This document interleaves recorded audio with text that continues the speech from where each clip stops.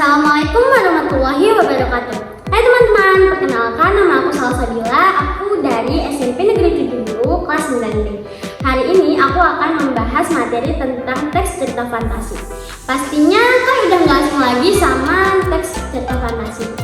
Kalau kalian belum tahu apa itu teks cerita fantasi, simak baik-baik ya materi yang akan aku jelaskan.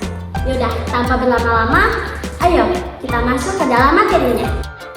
Apa sih yang dimaksud dengan teks cerita fantasi? Sini aku jelasin. Pengertian teks cerita fantasi. Teks cerita fantasi adalah cerita fiksi yang bergenre fantasi, dunia imajinatif yang dibuat oleh penulis. Apa saja ya ciri-ciri teks cerita fantasi? Ciri-ciri teks cerita fantasi. 1. Ada keajaiban, keanehan, kemisteriusan. 2. Ide cerita sederhana. 3. Menggunakan berbagai latar, lintas waktu dan ruang. 4. Tokoh unik, memiliki kesaktian. 5. Bersifat fisik, mengarah ke fiksi. 6. Bahasa, penggunaan sinonim dengan emosi yang kuat. Jenis-jenis teks cerita fantasi.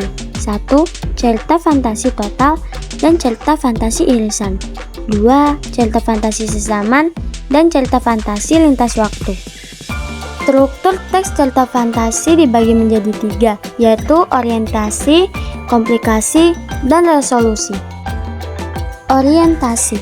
Orientasi merupakan pembukaan teks yang berisi pengenalan tokoh, latar, watak, dan konflik. Contoh, Minggu pagi yang cerah. Ardi, Handi, dan Dani berada di Candi Trowulan. Komplikasi. Komplikasi merupakan bagian yang berisi masalah atau konflik yang berisi hubungan sebab akibat sehingga muncul masalah hingga masalah itu memuncak. Contoh, di mana kita? Ardi bertanya sambil menatap tembok sekelilingnya.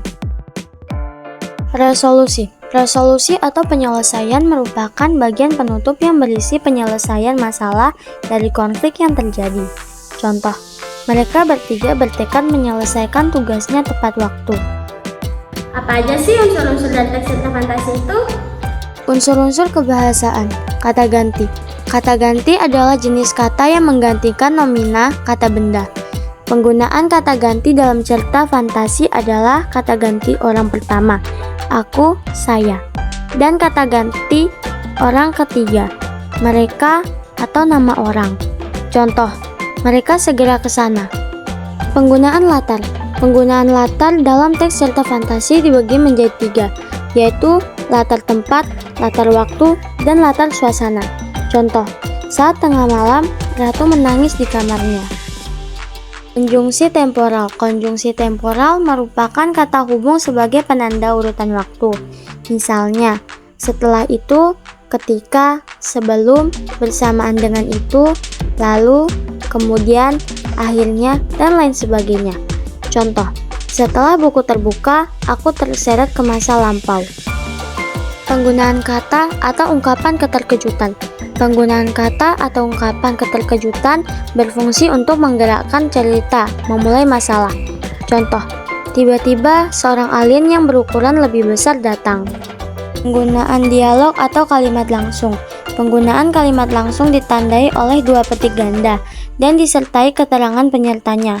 Contoh, raksasa itu mengejar kita, teriak Fona kalang kabut. Mungkin itu saja materi yang bisa aku sampaikan.